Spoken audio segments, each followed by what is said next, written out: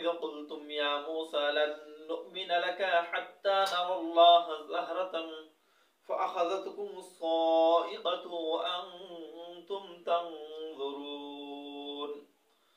সূরাতুল বাকারার 55 নম্বর আয়াতে আল্লাহ তাআলা বলেন, যখন তোমরা বলেছিলে মুসা আলাইহিস সালাতু ওয়াস সালামকে বলেছিলে যে আমরা আল্লাহ তাআলাকে না দেখা পর্যন্ত বিশ্বাস করব না,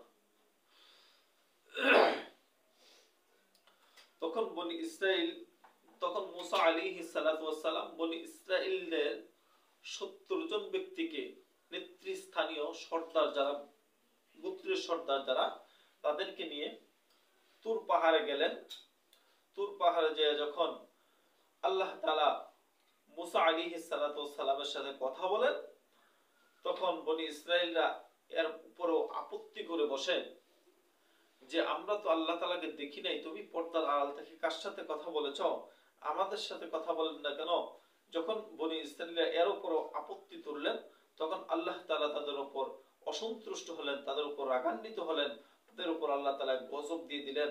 ফাআখাযাতুকুমুস সাইকা, অতঃপর তাদের উপর আক্রমণ করলেন বজ্র, আল্লাহ তাআলার তাজাল্লি যখন তুর পাহাড়ের উপর পড়লেন, তখন বনি ইসরাঈলদের এই 70 জন ব্যক্তিত্ব সবাই মারা গেলেন।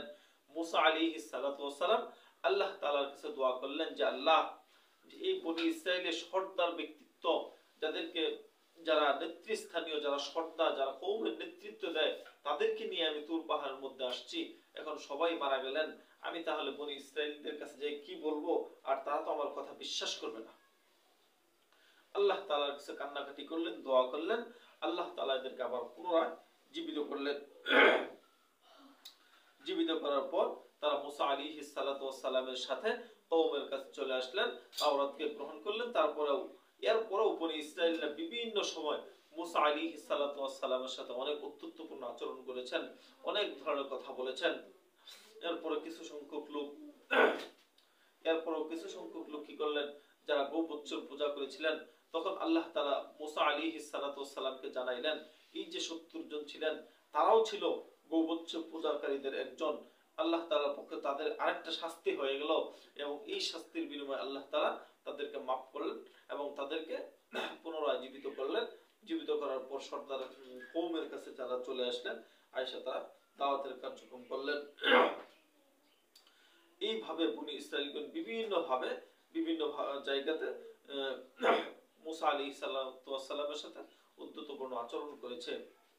পর্যায়ক্রমে এখানে আলোচনা হবে বনি ইসরাঈলদের ঘটনা। এই সূরাতুল বাকারার পুরা বিভিন্ন জায়গাতে আসছে, পর্যায়ক্রমে ইনশাআল্লাহ আলোচনা হবে। সকলেই আমার সাথে অ্যাক্টিভ থেকে, চ্যানেলের সাথে অ্যাক্টিভ থেকে সাবস্ক্রাইব এবং লাইক করে রাখবেন, যেন আল্লাহ তাআলা ধারাবাহিকভাবে আলোচনা করার তৌফিক